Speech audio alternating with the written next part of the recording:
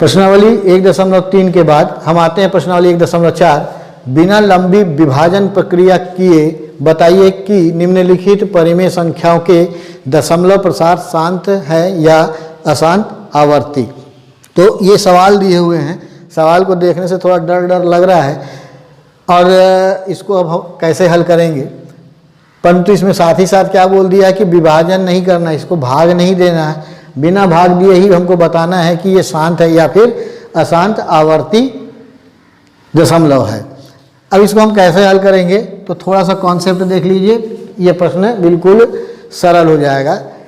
शांत और अशांत आवर्ती दशमलव प्रसार देखने के लिए केवल हम डिनोमिनेटर को देखते हैं। किसको देखते हैं? हर को देखते हैं। और यदि हर का जो गुणनखंड 2 और 5 होगा तो वो शांत होगा, और यदि 2, 5 के अलावा कोई और संख्या आ जाए या 2 और 5 ना आके कोई दूसरी संख्या आ जाए तो वो अशांत आवर्ती दशमलव होता है। तो सबसे पहले हम इसमें क्या करेंगे कि पहले इसको लोएस्ट टर्म में कन्वर्ट कर लेंगे, छोटे रूप में, सरलतम रूप में, मानक रूप में परिवर्तित कर लेंगे। अब मानक रूप में परिवर्तित करने के बाद हर का गुणनखंड करेंगे, हर का गुणनखंड करेंगे। तो हर के गुणनखंड में यदि 2 या 5, यदि हर में 2 और 5 रहेगा तो वो क्या हो जाएगा? शांत हो जाएगा। और यदि 2 और 5 के अलावा कोई और संख्या हो तो वो क्या हो जाएगा? अशांत आवर्ती होगा। इस बात को आप याद रखिएगा, केवल हमको हर का गुणनखंड करना है। अब जैसे मैं ले लेता हूँ 13/3125, 3125। अब इसको मैं यदि इस प्रकार से भाग करूँगा तो जान फकफकाने लगेगी, ठीक है ना। और इसमें बोला भी है भाग नहीं करना है, तो इसको भाग नहीं करना है मतलब हमको भाग नहीं करना है, तो मतलब थोड़ी सी जान बची। अब हम दूसरे तरीका देखते हैं, जो बताया गया उससे किस प्रकार से निकलेगा। तो अब ये देख लेते हैं पहले ये लोएस्ट टर्म में है या नहीं, किसी से कटता है या नहीं कटता है। तो ये मानक रूप में। अब हम क्या करते हैं? हर का गुणनखंड कर लेते हैं। तो हर का गुणनखंड कर रही तो ये 5 से जाएगा तो आ जाएगा 625। आइए फिर 5 से जाएगा तो आ जाएगा 125, फिर ये 5 से जाएगा तो आ जाएगा 25, फिर ये 5 से जाएगा आ जाएगा 5, फिर 5 से जाएगा 1। तो हम यहाँ पर देखते हैं, अंश को आप छोड़ दीजिए, केवल हर को देखिए, केवल 5 5 5 5 है, ठीक है ना। अब प्रमेय के अनुसार कि हर का जो गुणनखंड होना चाहिए वो 2 और 5 होना चाहिए, केवल 2 2 हो, केवल 5 5 हो, या 2 और 5 दोनों हो, तब क्या हो जाएगा? ये शांत दशमलव होगा। तब हम यहाँ पर देखते हैं, यहाँ पर केवल 5 ही 5 है, तो इसका मतलब ये हो गया शांत दशमलव हो गया।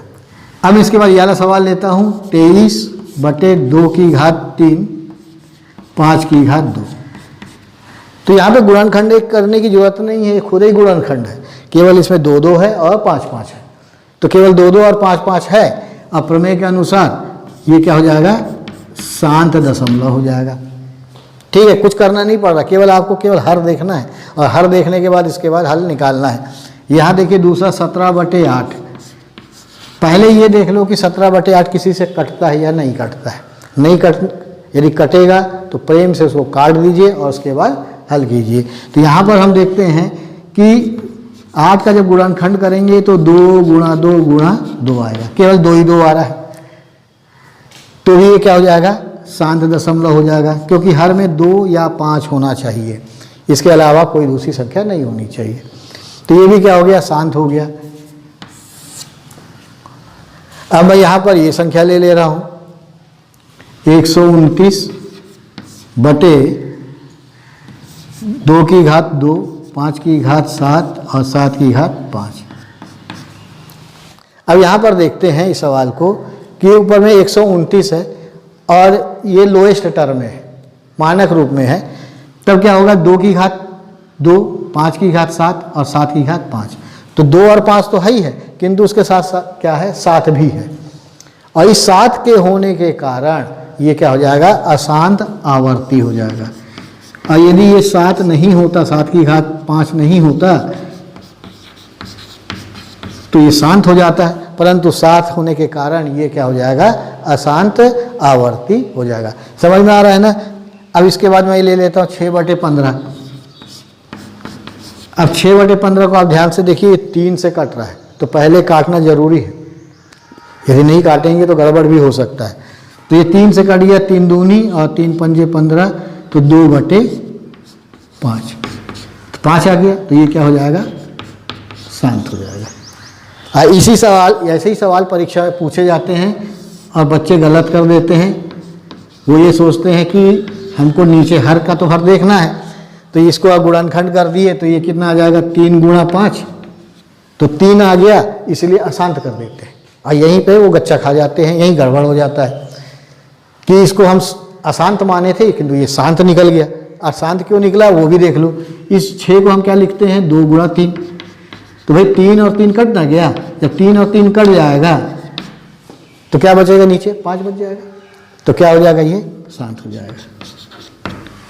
तो इसीलिए कहा गया कि पहले उसे आप मानक रूप में लिखिए। मानक रूप में लिखने का मतलब उसको आप, यदि कोई सार्वभाजक है तो उसको आप काटिए और उसके बाद लोएस्ट फॉर्म में कन्वर्ट कीजिए, और लोएस्ट फॉर्म में मानक रूप में आने के बाद आप देखिए कि हर का गुणनखंड 2 या 5 होना चाहिए। 2 या 5 के अलावा कोई और संख्या होगी तो वो अशांत आवर्ती होगा, वरना शांत होगा। तो मेरे ख्याल से समझ में आया होगा। बाकी सब प्रश्न आप होमवर्क में रखिए और हल कीजिएगा।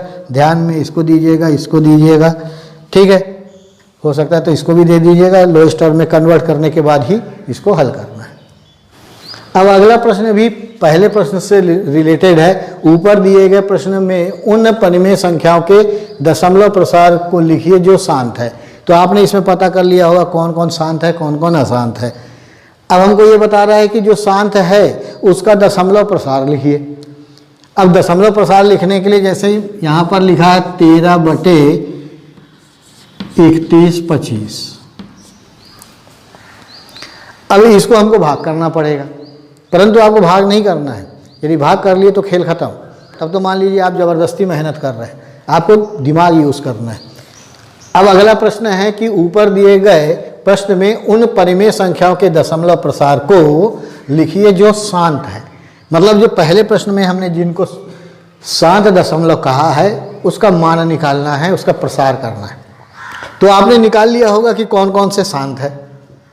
अब हम उसको दशमलव के रूप में बदलेंगे। तो यहाँ पर जैसे ये पहला प्रश्न था 13/3125।